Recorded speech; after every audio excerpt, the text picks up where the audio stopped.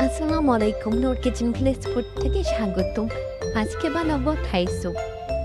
তো Thai soup বানাতে আমি যা যা লাগবে সব একটি পাত্রে নিয়ে নেব। চিকেন, অল্প কিছু চিংড়ি, কয়েকটা কাঁচামরিচ, বড় বড় আদার টুকরো করে কেটে নেব, 3টা ডিমের কুসুম নিয়ে নেব, আর থাই স্যুপ গুঁড়ো একটু দিয়ে দেব। তারপরে চিনি, সয়া সস, টমেটো সস এবং লেবুর রস, লবণ আমি অফ ক্যামেরায় দিয়ে দিয়েছি। এখন কিছুটা পানি দিয়ে ভালো মতো নেড়ে ছেড়ে নেব। তারপর একটু জাল করে নেব। তারপর দিয়ে দেব গুলে রাখা কর্নফ্লাওয়ার। কর্নফ্লাওয়ারটা দিলে থাই স্যুপটা ভালো ঠিক হয়।